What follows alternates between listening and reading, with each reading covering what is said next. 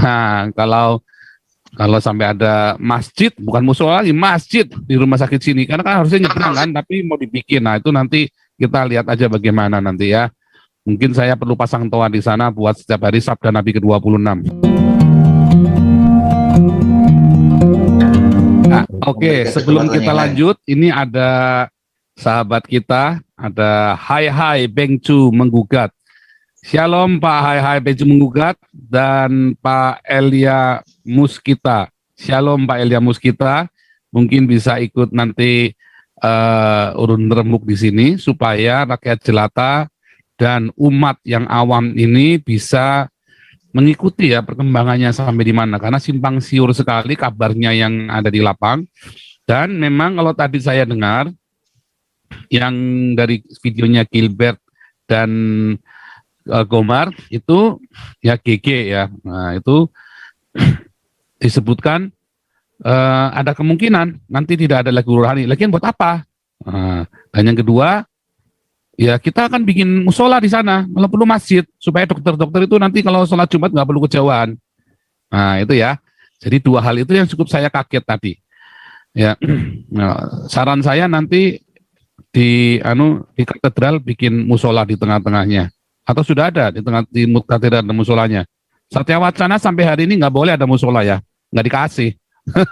Ya sampai sekarang ya, mereka maksa berkali-kali ya, HMI itu masuk berusaha mendobrak supaya dikasih musola, nggak dibikinin. Nah, kalau sampai ada masjid, bukan musola lagi, masjid di rumah sakit sini, karena kan harusnya nyebrang kan, tapi mau dibikin. Nah itu nanti kita lihat aja bagaimana nanti ya. Mungkin saya perlu pasang toa di sana buat setiap hari Sabda Nabi ke-26. Oke, ini mungkin sebelum kita lanjut, ini Pak Hai dulu, apa Pak Elia dulu nih yang mau sharing nih? Karena saya dengar juga cukup beda ya, yang saya dengar dari Pak Hai ini beda dengan yang kita dengar minggu lalu ya, dengan teman-teman dari Rumah Sakit Cikini.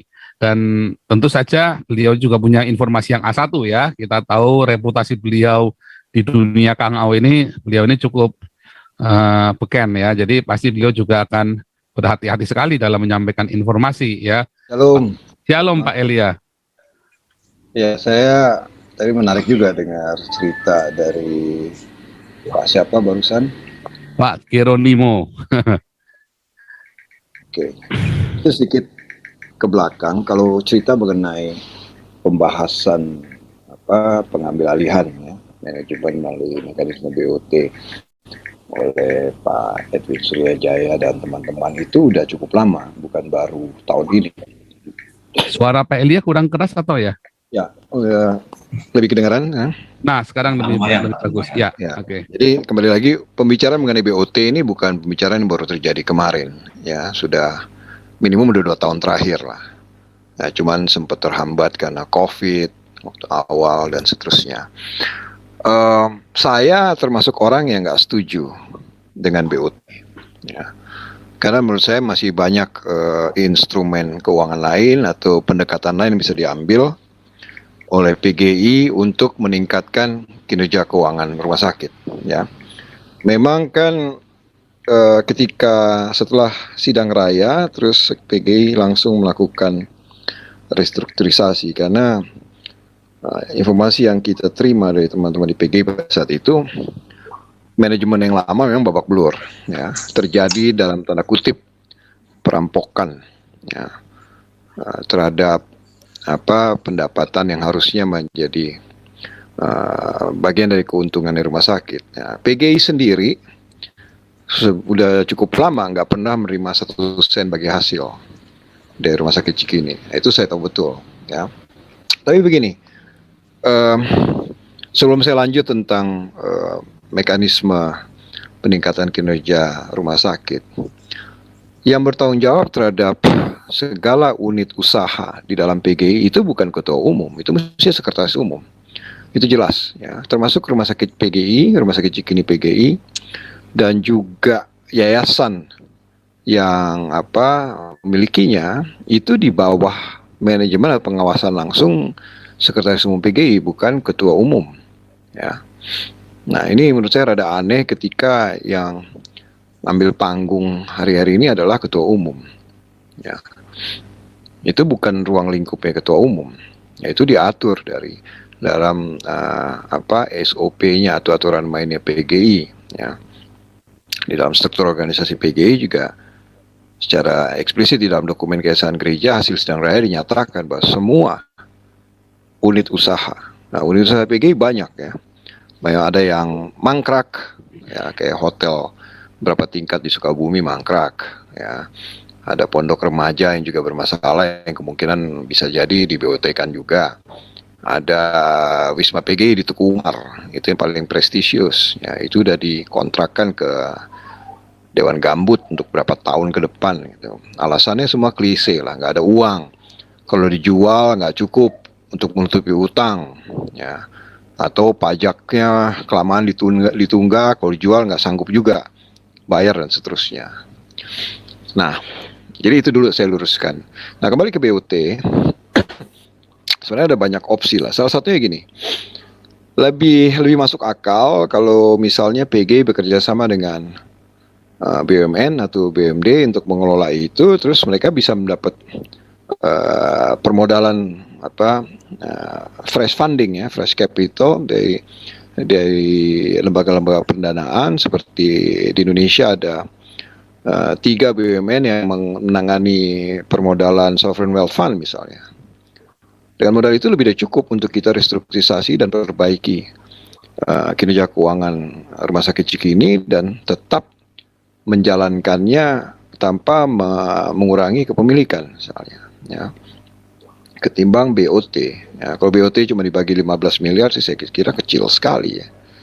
Jangan berhitung hutang yang ada hari ini, tapi melihat potensi bisnis ke depannya seperti apa. Karena rumah sakit, apalagi di masa pandemi hari ini itu bisa dibilang cash cow, ya, mesin uang. Ya. Nah, ada masa juga di rumah sakit Cikini yang nggak masuk akal, misalnya apotek rugi. Ya. Gimana di rumah sakit manapun, mestinya unit usaha yang selalu bisa memberikan keuntungan tuh apotek. Ya.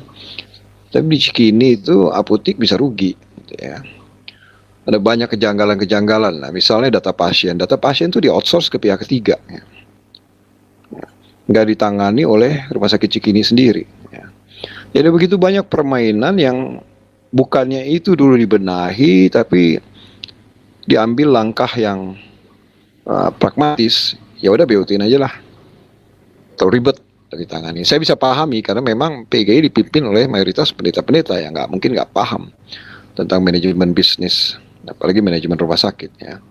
Tapi ada begitu banyak subject matter experts di lingkungan PGI yang mestinya bisa diminta bantuan untuk memberikan konsultasi ketimbang turut ikut menggerayangi. Ya, saya minta maaf kalau pakai istilah-istilah yang terlalu ekstrim mungkin kedengarannya, tapi itu realitanya. Ya.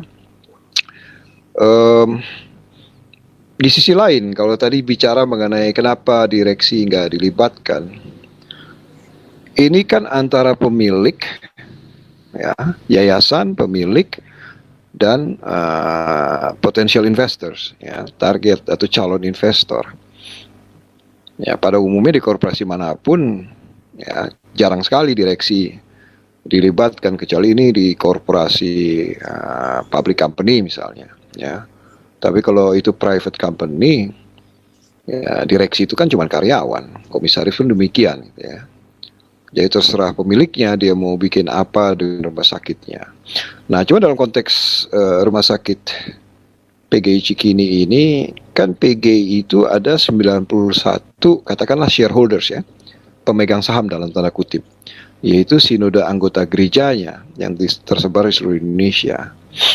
Yang menarik adalah apa sih respons dari para sinode-sinode anggota ini? Apa mereka apatis saja, terserah mau diapain, ya? Atau mungkin mereka nggak pernah dikonsultasikan, nah, atau diinformasikan, diupdate tentang progres perkembangannya seperti apa, ya? Jadi kembali lagi Pak Paul dan teman-teman semua, menurut saya keputusan untuk BOT atau pola kerjasama, bentuk kerjasama dipilih salah. Ada banyak opsi lain, ya. Kalau saya nonton cuplikan ilustrasi BOT di video, salah satu videonya Pak Pol di YouTube, itu yang paling sederhana ya, bisa aja terjadi seperti apa yang diilustrasikan itu. Tapi saya kira para negosiator-negosiator dan ahli-ahli hukum yang ada di lingkungan PGI cukup jeli lah untuk bisa memproteksi jangan sampai kehilangan kepemilikan mayoritas terhadap rumah sakit itu. Lagi pula BOT itu kan ada jangka waktunya ya, setelah misalnya dia BOT 30 tahun, ya setelah 30 tahun dia harus kembali gitu ya. Nah, kembali lagi tergantung dari klausel di dalam kerjasama itu ya. Nggak perlu juga diambil alih oleh PT ya. Kalau dia BOT ya di SK-kan aja, dikuasakan ke perusahaan yang bersangkutan ya. Kalau dia bikin PT, nah itu kan berarti jadi special purpose vehicle ya, company yang dibikin SPV untuk mungkin ada niat-niat financial re-engineering di belakangnya dan seterusnya ya, kita karena memang nggak pernah terbuka proses-proses ini ke publik. Ya kurang lebih begitu Pak Paul, tambahan dari saya. Nah itu tadi masalahnya adalah kenapa dari awal itu nggak transparan. Tetapi memang kalau saya berpikir ya, kalau informasi yang saya dengar ini benar bahwa ada yang tidak benar dalam manajemen RS Cikini sebelumnya, ada permainan di dalam, misalnya nih, ada informasi itu benar yang pernah saya dengar ini. Ya sumbernya kita tidak perlu ungkapkan ya, pokoknya itu A1 deh ya. Dan saya yang jadi bosnya nih, maka saya nggak akan ajak rundingan. Kalau saya mau benerin, ngapain saya ajak rundingan? Saya hantam dulu sendiri. Nah, itu dalam posisi saya sebagai majikan. Saya koreksi dulu. Ya. Manajemen yang lama itu sudah dicuci gudang di awal tahun 2020. Oh? Ya. Sejak itu udah ada manajemen baru. Ya, manajemen baru. Setahu saya terakhir itu yang jadi direktur rumah sakitnya Dr. Alpinus Kamboji. Orang yang sangat-sangat luar biasa baik hati, ya, sangat-sangat sederhana dan menurut saya cukup baik lah. Kalau dilihat circumstancesnya, kondisi situasi PGI pada saat diambil alih itu kan udah babak belur betul, ya. Keuangannya babak belur, hutang begitu banyak, ya. Segala macam masih bisa dijalankan aja udah bagus, ya. Tapi memang masih banyak sekali yang harus dibenahi. Sampai hari ini, setahu saya, itu data pasien itu masih di-outsource ke pihak ketiga. Itu menurut saya melanggar hukum. Karena ketika pasien masuk di rumah sakit, dia tanda tangan surat. Dia kan kasih konsen ke rumah sakit, bukan ke pihak ketiga. Ya. Nah, ketika itu datanya oleh rumah sakit dialihkan ke pihak ketiga, data itu dijual. Dan waktu itu saya bicara dengan staf IT-nya PGI, dia bilang, wah kami dapat bagian Pak dari bagi hasil. Saya bilang ini udah ngaco 2 kali. Data pasien terus dibisniskan dan rumah sakit dapat bagi hasil juga. Nah, waktu itu saya langsung update Pak Sekum. Ya. Setelah saya kembali dari rumah sakit Cikini, saya bilang ini nggak benar, ini kan melanggar hukum. Kalau dibiarkan ini berlanjut, saya nggak tahu setelah itu apa Pak Sekum panggil manajemen rumah sakit itu kembalikan, tapi setahu saya nggak segampang itu mengambil alih. Karena ada terikat kerjasama kan dengan perusahaan pihak ketiga itu yang mengelola database pasien. Nah itu kesalahan-kesalahan fatal seperti itu yang menurut saya yang perlu dibenahi. Ketimbang mikirin BOT. Oh, Paul, ya. Saya tambahkan sedikit dulu deh. Ya, Pak Dokter. Tadi saya mengkoreksi, artinya kalau pemilihan PGI, kenapa ya suka-suka dia lah, dia mau ngadirin direksi apa tidak. Tetapi ini sudah kebiasaan. Dari dahulu kala, bila ada yang perlu dibicarakan dalam kerangka strategis pengembangan rumah sakit, direksi itu selalu diundang gitu loh masalahnya. Direksi rumah sakit ya dalam pengertian ini. Nah ini tidak bisa ditepiskan. Kenapa? Karena mereka bertanya-tanya gitu. Nah sampai pada kemarin saja pertemuan dengan Holding Primaya yang mewakilin, mereka sempat nanya, mana kontraknya, gitu loh. Mana kerangka strategisnya, gitu loh. Mereka nggak bisa jawab dari Primaya, gitu loh. Jadi seolah-olah ya memang yang wajib menjawab yaitu paling tidak yayasan atau PGI itu sendiri kepada direksi. Kenapa saya mengulang-ulang bahwa mereka tidak didebatkan? Masalahnya Pak Gomar dan Pak Chris Carter sudah berbicara bahwa direksi selalu dilibatkan, gitu loh. Dalam kenyataannya direksi nggak dilibatkan, gitu loh. Sampai sekarang mereka bingung loh. Bingung kontraknya isinya apa, dan perlu diketahui menurut Pak Chris Carter yang baru ditandatangani ini baru General Agreement.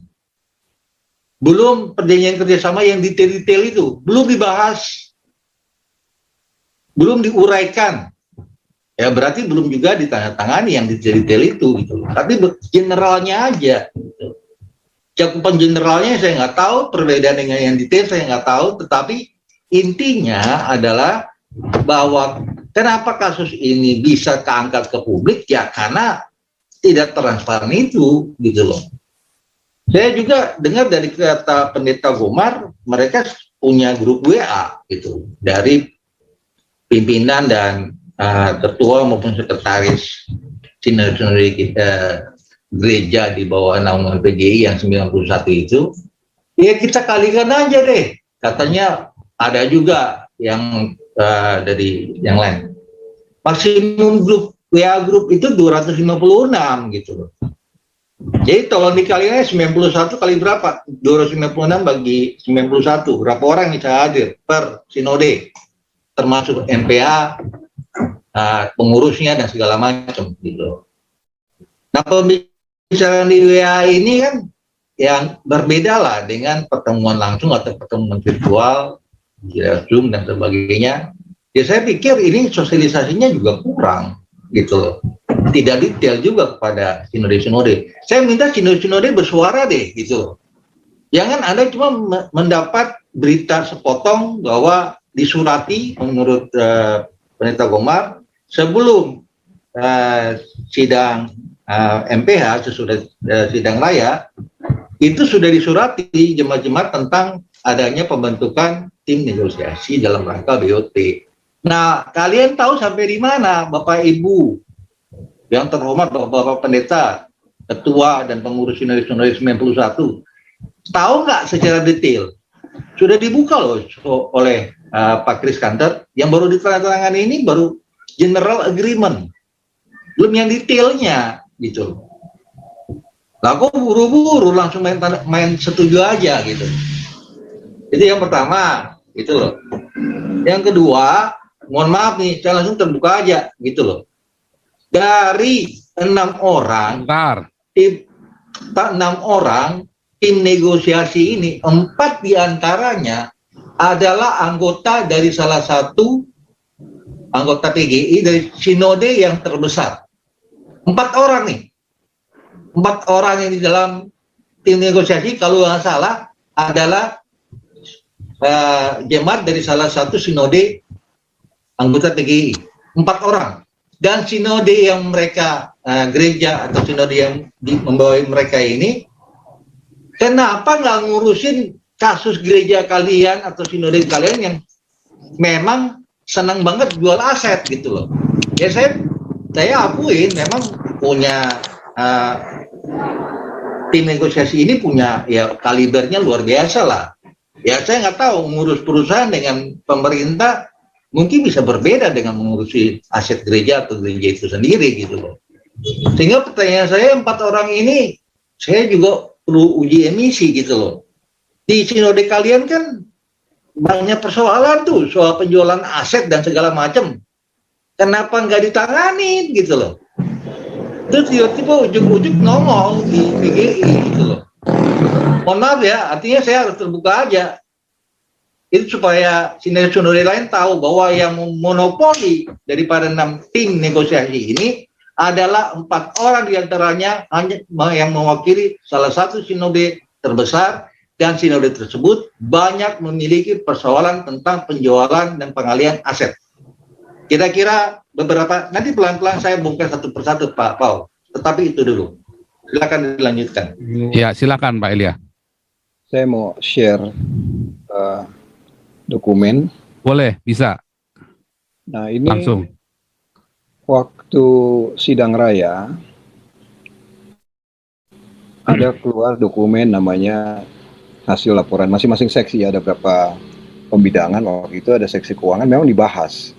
Ada kan nomor 7 ya, dan nomor 8 yaitu dibentuk tim 678 untuk melihat aset-aset PGI. Ya, salah satunya adalah Rumah Sakit Cikini.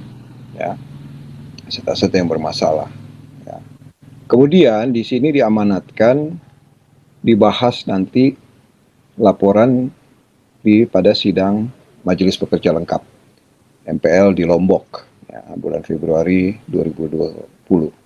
Nah, saya punya data-data ini karena saya mengelola waktu itu semua platform-platform PGI, termasuk platform MPL ya, sidang MPL. Saya juga hadir di sidang raya sebagai salah satu pemateri. Nah, terus kita lihat di dokumen sidang MPL. Nah, di dokumen sidang MPL ini saya share lagi, dia lebih spesifik.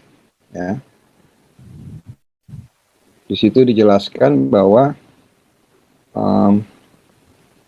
tentang Yayasan Kesehatan PGI, ya, penataan kelembagaan dalam lingkungan PGI. Udah dibahas memang tentang BOT, ya, untuk membangun healthcare center dan udah mengundang investor. Ya. Sampai di sini, ini di bulan Februari 2020. Nah, tapi antara Februari 2020 dengan sidang MPL berikutnya di bulan, saya lupa Januari atau Februari 2021, nggak ada pembahasan. Dan MPL di tahun ini memang dibuat sangat-sangat singkat, hitungannya cuma total 4 jam selesai gitu ya. Karena kondisi COVID, semua lagi sibuk ngurusin COVID, ya. Sehingga ada gap di situ, ya. Ada jurang komunikasi dan informasi, bisa aja terjadi miskomunikasi dalam prosesnya. Nah, ketika tiba-tiba sekarang udah sampai di tahap yang udah mau hampir final, nah ini mestinya ditahan dulu, dikembalikan dulu, dibahas lagi. Karena di MPL nggak dibahas kemarin. Ya. Jangan langsung loncat ke keputusan, oke, kita BOT. Ya. Bisa aja mekanismenya diubah. Ya. Karena ini skema yang diagendakan kini adalah mendaya-gunakan lahan yang ada kepada investor dengan mekanisme BOT. Ini kan usulan. Ya. Judulnya. Ini bagian dari laporan MPH PGI. Ya, hasil dari sidang MPL. Poin tadi dibahas tentang Rumah Sakit Cikini. Jadi kembali lagi, kalau menurut saya PG harus membuka ruang mestinya kepada 90% sinode anggotanya untuk memaparkan lebih detail lagi. Kalau memang nanti diputuskan jalan BOT, ya sudah. Memang tadi Pak Gerodewo bilang biasanya dulu-dulu direksi dilibatkan. Nah, sayangnya memang biasanya itu kan budaya ya, tapi bukan aturan. Tapi ketika aturan mereka jalankan lagi dan mereka tidak melibatkan direksi, yaitu hak prerogatifnya shareholders ya, para pemegang saham atau pemilik yayasan yang membawahi rumah sakit PGI Ciki. Kurang lebih itu tambahan dari saya. Terima kasih.